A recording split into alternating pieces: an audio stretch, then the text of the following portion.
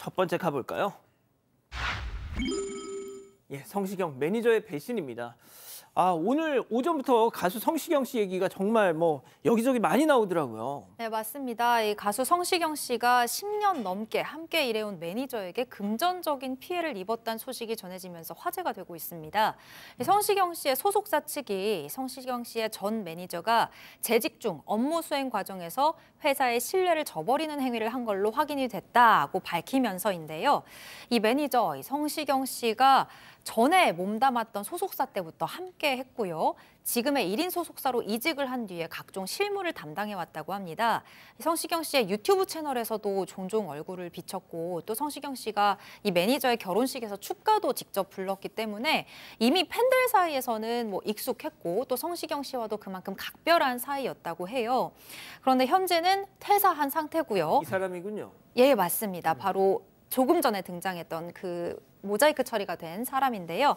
정확한 피해 범위를 확인하고 있는데 지금까지 피해액이 구체적으로 알려지진 않았지만 상당한 규모인 걸로 보입니다. 자, 17년을 함께한 어쩌면 가족보다 더 많은 시간을 보낸 측근에게 배신을 당했다. 너무 고통스러울 것 같아요. 아주 큰 충격을 받았고요. 연예인들 이런 경우 가끔씩 있죠. 거의 견딜 수 없는데 오늘 바로 SNS에 입장이 나왔습니다. 가족처럼 믿었던 사람한테 믿음이 깨져서 너무 쉽지 않다. 몇 개월간 너무 괴로웠다라고 하고 일상을 유지하려고 애쓰고 있지만 몸도 또 마음도 목소리까지 상한다는 걸 느꼈다라고 아이고야. 고백한 상황입니다. 실제로 무대에 다시 설 수 있을지 자문하고 있고 잘 이겨내겠다라는 말씀은 마지막으로 덧붙였습니다. 그렇군요. 예, 좋습니다. 다음 이어가죠. 자, 준비된 도둑들입니다. 도둑질도 다 준비물이 필요하다는 거 제보 영상 만나보시죠.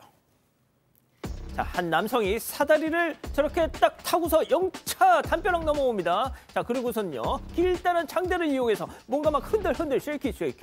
자, 그리고는 들고 온 바구니 안에는 어느새 탐스러운 감들이 한가득. 자, 저 모습을 지켜보던 야옹이 도둑 고양이도 너보다 낫다냥. 자, 그러거나 말거나 다시 저렇게 담을 넘어가지고요. 마지막 떨어진 감들까지 모조리 바구니에다 쏙쏙 사다리 챙기고 지금 가는 것 같아요. 저 인간이 털어간 감이 최대 100개랍니다. 그러게 말입니다. 이거 서울 동대문구 한 빌라에 거주하는 제보자님이 주신 영상인데요. 제보자 아버님이 빌라 공용 텃밭에 한 10년 전에 감나무를 심으셨다라고 해요. 그런데 이 해마다 감이 없어지길래 올해 CCTV를 설치해놓고 보니까 아니나 다를까 지금 보신 것처럼 어떤 남성이 밀대에다가 사다리까지 준비해와서 담을 넘어와서 그걸 흔들어서 또 떼간 건데 이틀에 걸쳐서 최소한 80에서 100개 정도 훔쳐갔다라고 하는데 이게 너무 계획적으로 보이는 게 이 제보자분이 일정하진 않은데 집을 비우는 시간이 있대요. 근데 그 시간대를 알고 찾아온 것 같다라는 겁니다. 경찰에 신고했고 수사 중이라고 하는데 아니 그 남의 집 담장까지 넘어와서 감을 훔쳐갑니까? 그러니까요. 두 번째 제보 영상 보시죠. 한밤중에 오토바이를 세우고 총총총 뛰어오는 남성. 자, 바로 그러고 나서 주머니에서 부스럭 비닐봉투를 꺼내 들더니 말이죠. 자, 냉장고 문을 열고 하나, 둘, 셋, 너희 다섯.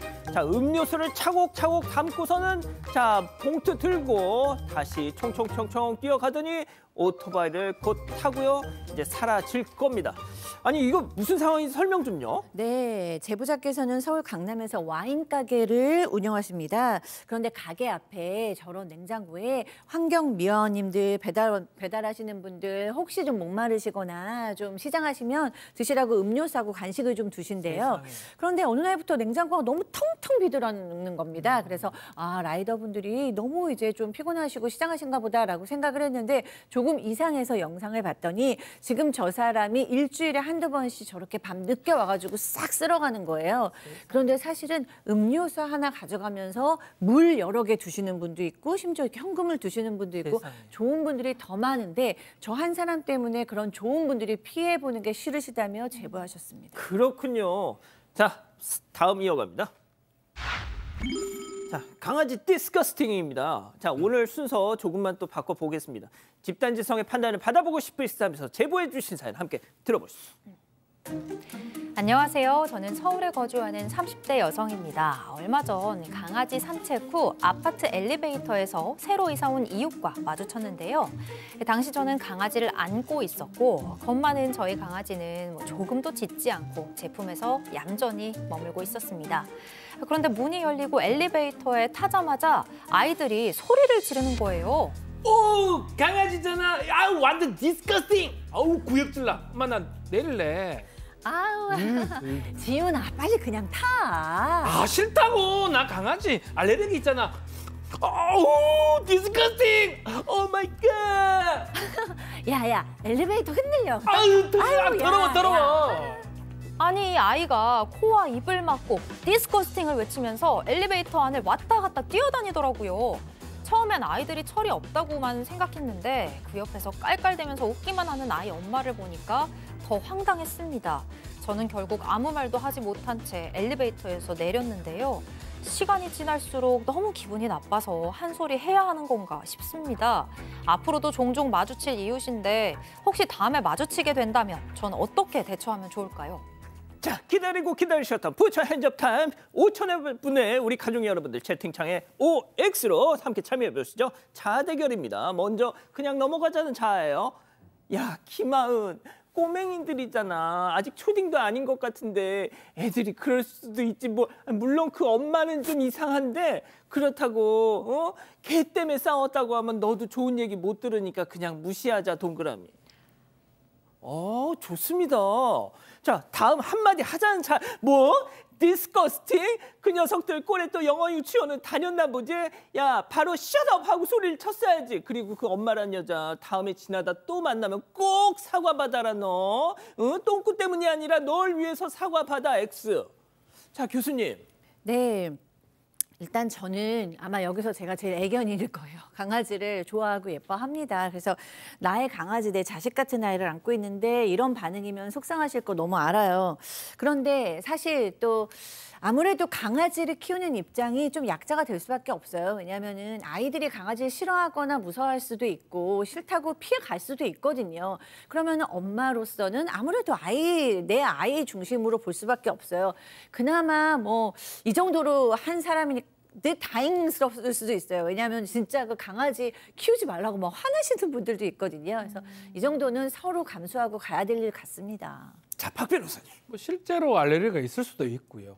또 아이가 일부러 하는 게 아니고 정말로 어떤 그런 불상사 같은 게 있어서 그럴 가능성이 있는 거거든요. 또 뭐 안 그렇다고 하더라도 뭐 다음에 마주쳐서 또 다시 그것을 뭐 어떻게 지적하거나 한다면 싸움 날 수도 있는데 그냥 모른 척하는 게 저는 맞지 않나 이렇게 보입니다. 자, 양 변호사님. 저는 참고로 반려견을 키우지 않고 있고요. 뭐 딱히 그렇게 애완동물을 좋아하는 편은 아닙니다. 다만 이 어머니께서 반려견을 뭐 짧게 잡지도 않고 풀어놨다든가 그런 것도 아니었고요. 품에 안고 있어서 반려동물을 키우는 사람으로서 에티켓은 충분히 다 하신 것 같습니다. 근데 이 사회는 함께 사는 사회인데 저런 식의 무례함을 그냥 받아 넘기고 모른 척하면 나는 불편한 것이고 상대방은 그게 잘못인지도 모르고 넘어가는 거예요. 왜 잘못한 사람이 불편하지 않고 잘못을 저지르지 않은 사람이 불편함을 겪어야 될까요? 그러니까 더럽다라고 피하는 순간에 저런 사람들 더 승승장구하게 만드는 겁니다. 애를 어떻게 키웠길래 디스커스팅? 영어를 얼마나 잘하는지 모르겠어요. 한심하네요. 예, 자, 김하은 아나운서, 우리 가족 여러분들은요? 저희 가족분들도 깔마녀님께서도 엄마가 교육을 제대로 시키지 않았다라고 말씀 주셨고 또 춘식킴님께서도 애들이 너무 심하다고 말씀은 주셨지만 김선자님처럼 좀 똥 밟았다 생각하고 피해라. 그러니까 직접적으로 말하는 거에 대해서는 좀 다들 피하시는 분위기입니다. 그렇군요. 알겠습니다. 자, 마지막 이어가죠. 예, 백성문 변호사 얘기를 좀 전해드리겠습니다. 이 사건 반장의 영원한 멤버 고 백성문 변호사 어제 발인식이 끝나고 경기도 용인에서 영원히 잠들었습니다. 지난 금요일 부고 이후 정말 많은 우리 가족 여러분들이 내 가족의 일인 것처럼 함께 아파해 주시고 추모해 주셨습니다. 고인의 아내인 김선영 YTN 앵커가 장례 절차가 끝나고 저한테 연락을 주셨어요. 우리 가족 여러분들이 하나하나 달아주신 그 많은 추모글을 읽었다고 하더군요. 정말 감사하다는 말씀을 전했습니다. 자, 저희가 지난 금요일에는 그간의 경과를 유족의 허락 없이 함부로 전해드리기가 어려워서 구체적인 내용을 전하지 않았는데요. 자, 김선영 앵커가 직접 글을 올린 게 있었죠. 네, 그렇습니다. 지난 2019년 두 사람 결혼을 했죠. 고 백성문 변호사의 아내인 김선영 앵커가 지난 1일에 남편을 떠나보낸 심경을 직접 전했습니다. 백성문 변호사의 SNS에 사람 좋은 선한 미소로 제게 다가온 남편 백성문 변호사가 영면에 들었습니다. 이렇게 시작하는 장문의 글을 올렸는데요. 이 글에 따르면 백성문 변호사는 지난해 여름 부비동암이라는 희귀암을 진단받고 1년 넘게 항암을 해왔습니다. 투병 중에도 얼굴 한번 찡그리지 않았고 또 물 한 모금 삼키기 어려운 고통 속에서 아내 김선영 씨의 끼니를 먼저 챙기던 남편이라고 하는데요. 마지막까지 방송 복귀를 꿈꾸면서 의지를 불태웠고 항암 치료 중 한쪽 눈이 실명되는 상황에서도 와이프를 지켜야 한다며 맨발로 걷기 운동을 했을 만큼 정말 치열하게 투병을 했습니다. 백성문 변호사가 방송에서도 여러 번 아내의 이야기를 하면서 각별한 애정을 드러내곤 했었는데 김선영 앵커 남편에 대한 고마움을 전하며 평안한 표정으로 하늘나라에 갔다고 그의 마지막 모습을 전했습니다. 지금 나오는 사진은 두 사람의 파리 여행 사진인데요. 결혼 10주년의 신혼여행지였던 파리에 다시 가자는 약속은 이루어지지 못했다라는 말도 함께 남겼습니다. 예, 저희 모두 금요일 방송 끝나고 빈소로 갔습니다. 양지열 변호사님은 먼저 와 계셨는데 좀 뭐 많이 우셨더라고요. 양지열 변호사님도 그만큼 고인과 정말 각별하셨지 않습니까?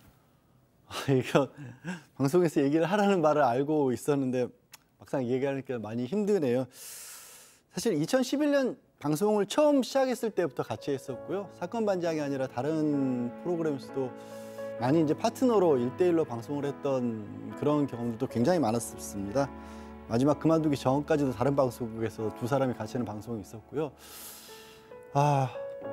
그래서 조금 전에 저 반려견 얘기할 때도 평소보단 제가 괜히 감정적으로 얘기를 할 수밖에 없었던 것 같네요. 그냥 좀 사과드리고요. 저는 하지만 사람은 관계 속에서 사는 존재라고 평소에 늘 생각해 왔습니다.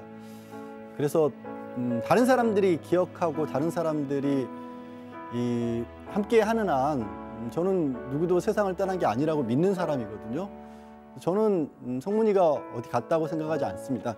사건 현장 여러분들이 기억하시는 그 날까지 성문이는 같이 있을 겁니다.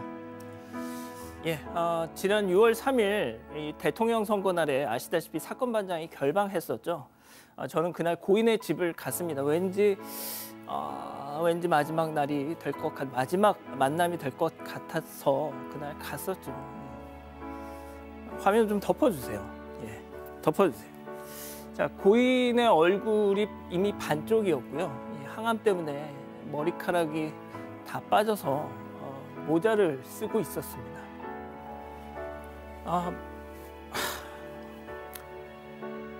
모자를 벗은 모습도 보여줬습니다. 순간 뭐라고 말을 해야 하나, 무슨 말을 해야 되나, 분위기가 좀 어색해지지 않을까 막 고민 끝에 와, 성문이 형 두상이 정말 예쁘다, 멋있네요.